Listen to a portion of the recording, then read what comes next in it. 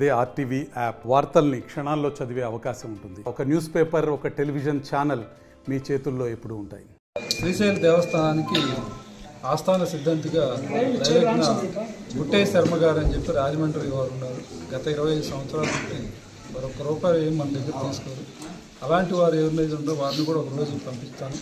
మన వైద్య సిబ్బందిని పంపించి అక్కడ ఉన్నటువంటి వాటిని అన్నింటినీ ఏ కార్యక్రమాలు నిర్వహించడంలో మనం చేసుకున్నట్టయితే బాగుంటుంది. ఆ క్యాలెండర్ తయారు చేసి ఆ కార్యక్రమాలని నాణ్యతతోటి అదేవిధంగా ప్రమాణాలతో కూడినటువంటి భక్తులకి అనుగుణంగా ఏర్పాటు చేయాలి.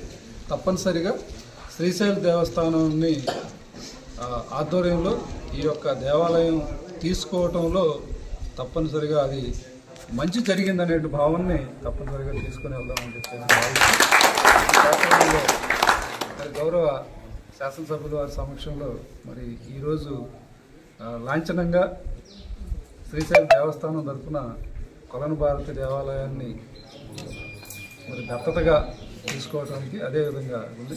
జీవో ఇచ్చినటువంటి దాంట్లో 3 సంవత్సరాలు అనేటువంటి మాట వాడారు. అది కేవలం తాత్కాలికంగా ముందు ఇవ్వాలి కాబట్టి అది ఉంటుంది. ఏ దేవాలయం సరే నిర్వహించే క్రమంలో దానికి ఏమీ ఇది లేదు. మనం చేసిన నాళ్ళు ఉంటుంది.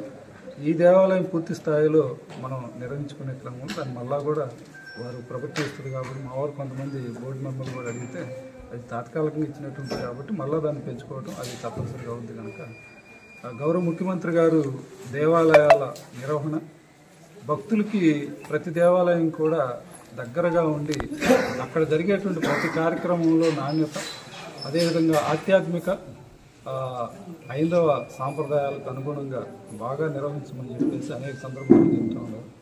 వారి యొక్క ఆలోచనలకు తగ్గట్టుగా తప్పనిసరిగా ఈ దేవాలయాన్ని ముందుకు తీసుకెళ్దామని చెప్పేసి పెద్దలందరూ కూడా మనం ఈ రోజు నుంచే సంకల్ప బలంతో మన పంచాయతీకి ఇక్కడ ఈ దేవాలయం మన దగ్గర ఉండటం అనేది భవిష్యత్తులో ఇప్పుడు ఏదైతే మనం బాసర గురించి అన్నామో, ఆంధ్రప్రదేశ్ రాష్ట్రం విడిపడ్డాక బాసర మరలా మన దగ్గర కొలను భారతి రూపంలో ఉందని చెప్పేసి తీసుకొని కొన్ని బోట్స్ అయిన మంచి పెద్ద పెద్ద బోట్స్ని నేను ఏర్పాటు చేసి తర్వాత సర్క్యూట్ టూరిజం కింద ఏ విధంగా ఉంటుందో టూరిజం వాళ్ళతో కూడా మాట్లాడి నా ఆలోచనలు పెద్దలు వీళ్ళందరూ సహకారంతో తీసుకోవడం ద్వారా రేపు బహుశా ఈ నెలలో కేంద్ర టూరిజం మంత్రివర్యులు కూడా వచ్చే అవకాశం ఉంది.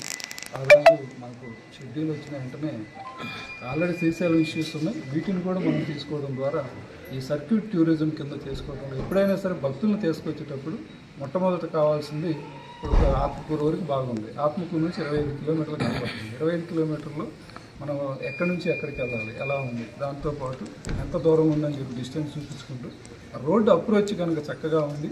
ఇక్కడికి వచ్చినాక మౌలిక సదుపాయాలు కల్పించగలిగితే భక్తులు అనేది దూరాన్ని ఎప్పుడు పెద్దగా భావించట్లేదు. అనేక మంది అనేక వాహనాలతోటి, అదేవిధంగా వ్యక్తిగత వాహనాలతోటి టూరిస్టులుగా వెహికల్స్ పెట్టుకొని ఇవాళ చాలా దేవాలయాలు అన్నీ కూడా కలకలాడుతున్నాయంటే అది ఒక పక్క ఆధ్యాత్మిక టూరిజం, అదేవిధంగా మన కూడా చాలా సంతోషమైనటువంటి విషయం. చరిత్ర సృష్టించినోడు ఇప్పుడు ఆ చరిత్రని తిరగరాయబోతున్నాడు.